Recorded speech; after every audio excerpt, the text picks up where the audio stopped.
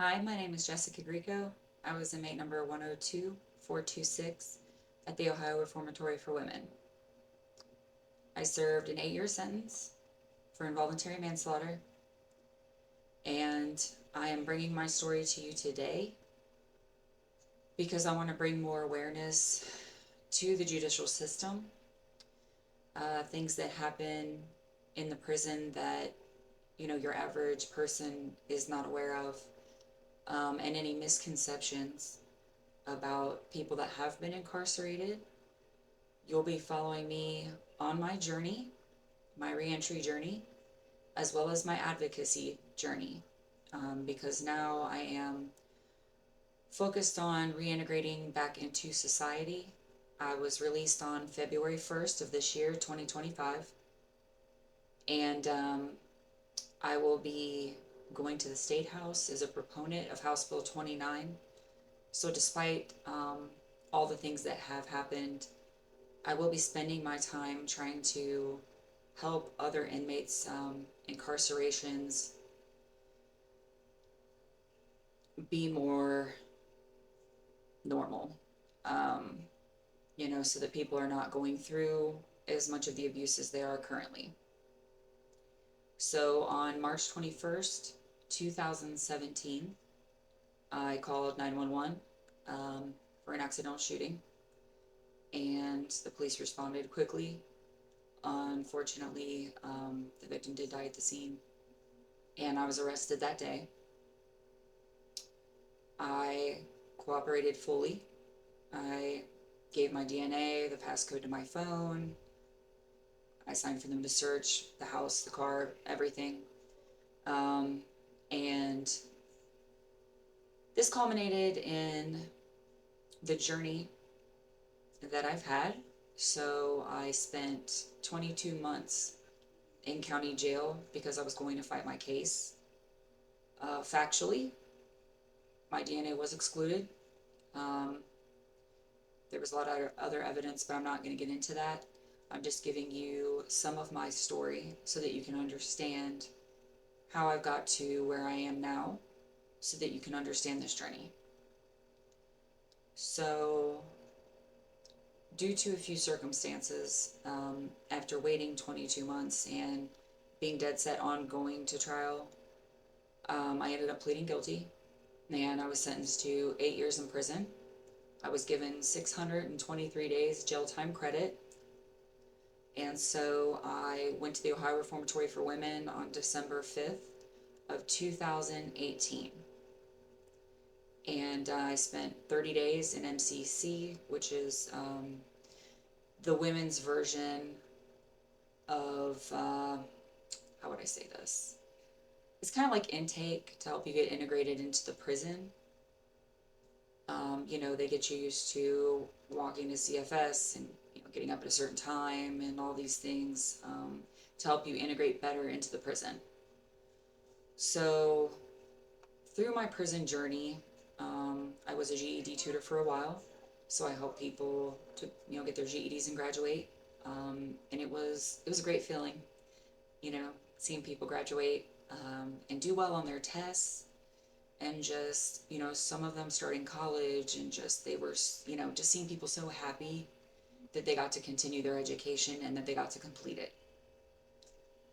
And when I had been in prison about 10 months, I decided to file for a delayed appeal. I felt that some things were done wrong, because they were, and I wanted everything to be fairly heard. So my motion for delayed appeal, it was granted, which is very rare. I was very fortunate. And so, that kind of started a few-year journey for me of fighting my criminal case.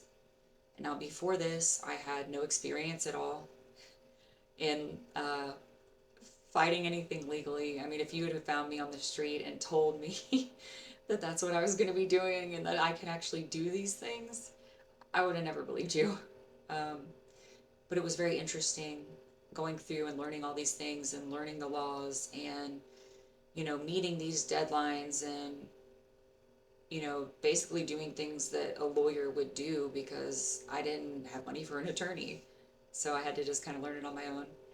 And, so I did that, and it went so well that I ended up getting offered a job at the prison as the prison legal aid.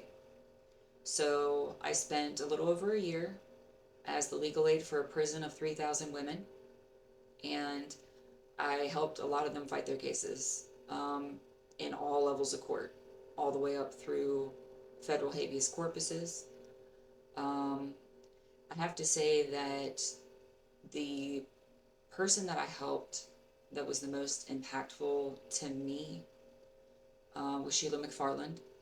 She is still currently fighting her case, but I helped her to get a pro bono federal attorney.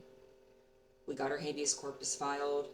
So that attorney is still with her today and helping her through that journey. Now, when her habeas was filed and when she was given a free attorney, she got a call from her county attorney saying that they wanted to resentence her. So she is no longer serving life without parole. She has the ability to go to the board and to be released from prison. But as I said, she continues to fight, and I pray that she gets good results. While being the prison legal aid, I saw a lot of things that I didn't agree with. I feel that if you're going to tell someone that they're breaking the law, then you should be doing legal things to get that case. At no point in time should evidence change, should things like that be happening. I mean, I saw things that were, I couldn't believe it, honestly. There was one woman, she was caught with a few baggies of drugs, and there were 6 or 7 baggies when she was arrested. But then once it was getting sent to the crime lab, all of a sudden it's 3 or 4 baggies and they all have more weight. And seeing things like that, and seeing things like what happened in my case, was extremely frustrating. And, I know people have mixed feelings about this, because we're looked at as criminals. A lot of people don't see the human aspect of this. And this is not to minimize the victim's view in any case, because a lot of inmates have been victims. I personally have been a victim, and I would never minimize the pain that anyone has went through because of any tragic situation that has occurred. So I, fought my case. I did a motion with the Ohio Supreme Court and asked them to take jurisdiction.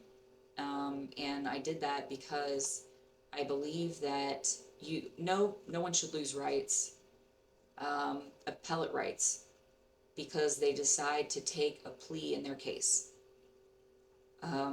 Considering over 90% of cases end in a plea, you're only making the judicial system available to 10% or less of all the people that are going through the legal system.